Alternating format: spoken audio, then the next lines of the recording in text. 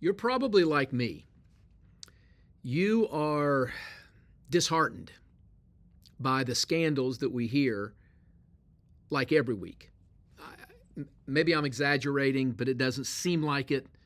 Just last night, Nikki was saying, "Oh, did you hear about so and so?" And there was a scandal with people that we know, and these are church leaders. I'm saying specifically, and it just seems like constantly there are more and more news that's coming out, and you just can't help but connect this back with what Peter talked about when he said that judgment begins in the house of God. Like before God moves on the earth in society, he moves in the church, and the church has to go through a season of judgment. And judgment just means that God is revealing his opinion on things, because when you go to a court of law, a judge will often call what they're stating an opinion.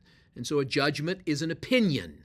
It is something that's being made clear from heaven. And so maybe that's exactly what's going on. There's an opinion that God is giving us, and that judgment in the church is why many of these scandals are coming to light. And it just seems like, as I said, every week. And when you deal with these scandals, I'm sure you're like me. It's like, well, okay, like what is exactly going on, and what is the seriousness of this conduct? Because when you talk about sin, you almost have to scale it somehow in some scale of significance and seriousness, because certainly there are things that we might consider sin that don't have the same ramifications as other actions. And there are many, many actions that have devastating consequences, when sometimes there's other actions that maybe don't have the same devastation in their consequence, but yet we would say that it's hamartia, that it is sin. So is there a degree of sin, or a scale of the seriousness of sin, or is sin just sin? Like anything short of perfection? Well, I guess it depends whether you're looking at it from the perspective of an Arminian or the perspective of a Calvinist, because as you know, the Calvinist would say anything short of perfection, word, deed, and thought, whether it's a sin of omission or commission, anything short of perfection that we are unable to attain is sin. And in fact, by that definition, yes, of course, we're all sinning. But on the other hand, my background really embraced Wesley's definition, which is a willful act against a known law of God. Willful disobedience against a known commandment of God. So there's more intentionality in that. And using that, let's say, instead of the definition of sin that would be more legal, which I would say the Calvinistic definition of sin is the legal definition, we would say that the Arminian definition, willful transgression against a known law of God, is the moral definition of sin. So given that, there is a difference. There is maybe a scale. Now, Paul addressed this in Romans chapter 1. I was reading it today in my devotions, and I thought it would be good to make this video and let this be available to some of our leaders, because we must deal with the scandals that are taking place. We must deal with it. Now, in Paul's writing, he does a couple of things, because he really hits the nuance of this. Because here's one of the things that I think we obviously all have thought about, that while we are attempting to do a Galatians 6 restoration, and that's where Paul said, "You who are spiritual, restore such a one," but he said to do it with a spirit of meekness, considering yourself, lest you also be tempted. So there is that sense, boy, if God calls you into an arena where you are going to be helping to restore someone, let's say that has fallen, the way I see it is you better walk very cautiously on the same ice that tripped them up, lest you also fall into that same situation. And so you better walk with surety. You better walk in humility. You better walk measuring every step that you take. And what that is self-awareness. It's self-examination. It's looking at ourselves and saying, oh my God, here we are, Lord God, give me grace not to fall. Give me grace to walk in purity and holiness. Give me grace to walk in integrity. And I think that in the church, there are so many wounded people. There's so many victims. Just from the sexual abuse alone, these victims who are innocent, those people need the first attention. Those are the most important people. So you have the victims, you have the innocent, then you have the perpetrators. And it's like, well, do we punish the perpetrators? What we do we restore the perpetrators? And if we restore the perpetrators, do we restore them back at the place where they were before? Or do we just restore them in their relationship with God and in their kind of relationship within the church, but maybe not give them the position? I don't know that the Bible is completely and totally clear on every case, and I think that that's because every case is different, every case is unique. But we know this, that there's some commonality among all these scandals, is that there is an abuse of power and there is a lack of accountability in the church. And I would say that especially in independent churches, that's not to say that denominational churches don't have their hands full with the same kind of stuff. But there's a lot of independent churches where there is almost no real accountability. It's on paper somewhere, filed up in some policy manual that no one even cares to read about. But I'm talking about real live accountability. This is why we need each other. This is why we need people around us. And not just friends. I mean, we need people that are officially and formally put in a position to which we are accountable. And by the way, there is no real accountability until that person or those group of people actually have the authority to set you aside. There's no real accountability. If that is not part of the accountability, you're fooling yourself. You don't have real accountability.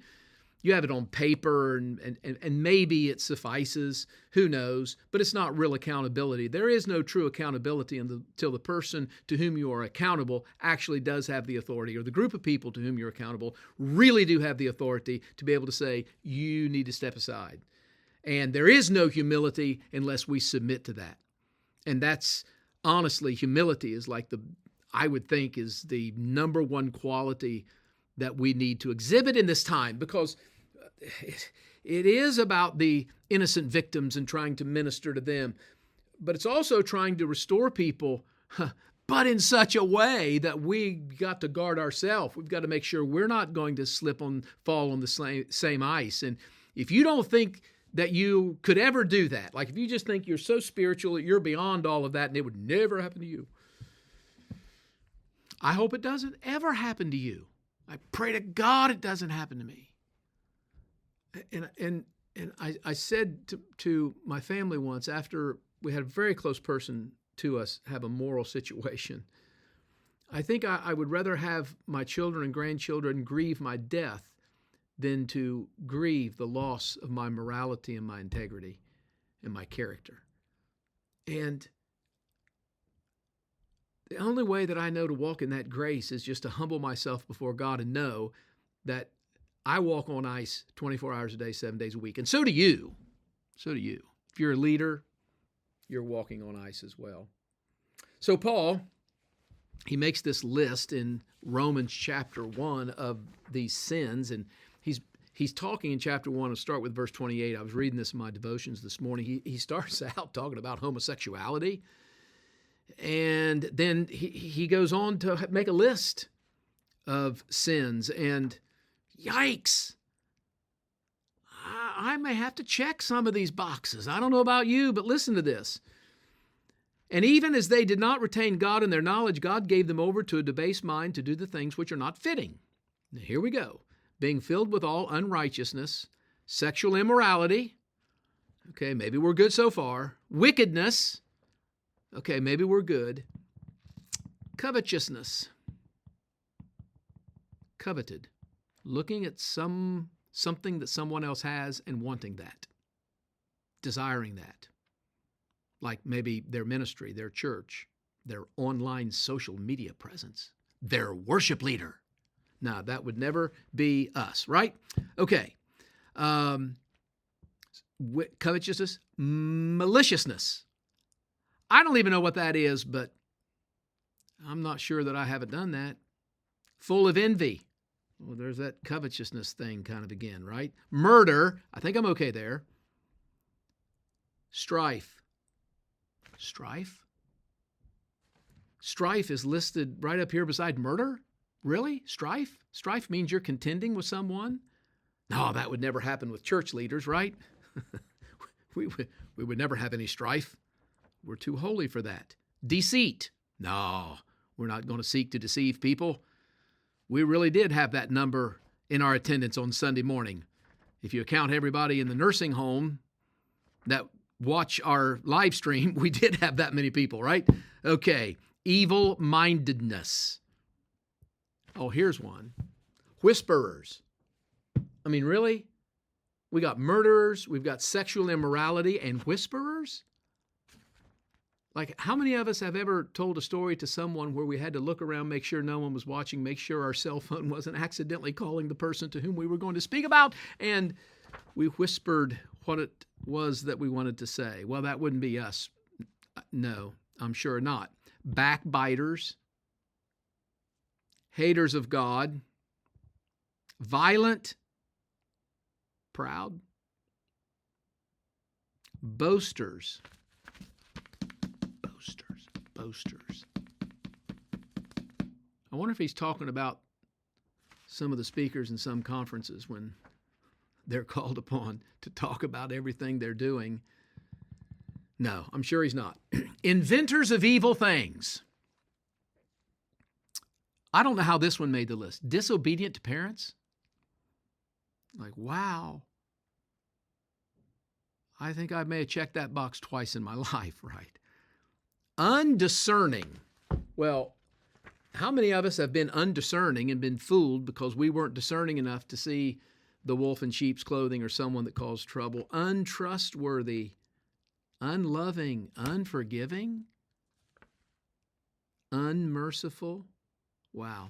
I mean, okay, so he puts this list together, and there's no way that any of us can deny that somewhere on that list we have to check a box or two. Well, why would he do that? Why would Paul list like the big serious sins with all these lesser serious sins?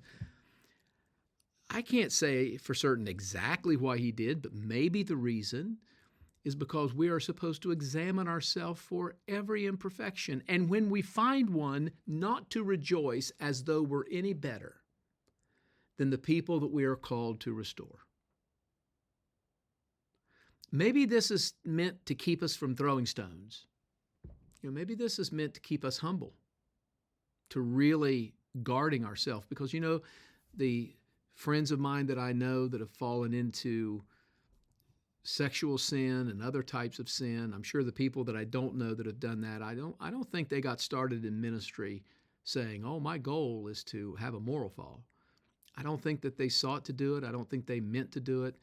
It's just that over time, little by little, man, Satan may not be creative, but he is relentless. And so there's three types of people that then Paul mentions going into chapter 2. He says first group of people are those who practice such things. And let's not practice these things. Now, practice is an important word because it insinuates there's a repeated doing of this without conscience, without any type of feeling of regret or conviction. We just practice them. So we must not practice sin. I know that sounds so simple, but don't excuse away your sin. Don't make excuses for yourself. Just don't give yourself any space whatsoever to practice sin. Then the second group of people, he says, are those who approve those that do practice the sin. So let's not be approvers. There's so many people who won't confront a brother who is sinning, or someone in their church, someone in their staff, somebody they know. And we often don't confront people. Why? Because we're cowards. We don't want to have the tough conversation. We don't want to lose a friend. And every time you have a tough conversation, you risk losing a friend. You risk that this person is going to be offended. Then they're going to talk behind your back, and then they're going to cause trouble. But here's the thing. We are called to speak the truth in love. Speaking the truth in love means that we have to have those tough conversations, or if not, we're the second group of people Paul calls out here. Those that practice sin, but those who approve of it. You say, well, I don't approve what they're doing. If you're not speaking against it, the assumption is you approve it. So we have to speak against it. We have to speak the truth. And then number 3, going into chapter 2, verse 1, Paul says, you who judge but are practicing the same thing. Like, that's the third group of people. Oh, they're the ones that are pointing the finger. They look like that they've, got it together, making the tough calls, having those tough conversations. They're the one pointing out sin. They're the one, but Paul is saying, but you're practicing the same things. Now, when you look at this list, I know it's just very easy to all of us check mark something on that list. So if maybe we're a whisperer, I don't know, maybe that's your thing. You're a whisperer. Or you have strife because, you're always competing against the pastor down the street that now has more people than you, a better online social media team than you do, and their praise and worship is like better than yours, and you gotta compete. I'm not saying even all that is wrong. I'm just saying that probably all of us somewhere on that list, we've got one or two check marks. And if that's the case, it's not that we shouldn't call out those things, but it means this: we do it in humility. We do it in humility. We do it considering ourselves. And that's a big difference. That makes all the difference in the world, in fact. So don't be a practicer of sin, please. Don't be the one that approves of sin by your silence. But don't be the one that points the finger without considering yourself. Let's consider ourselves. Let's think about our life. Let's be self-aware. And let's walk in humility as we're called to restore many of these people.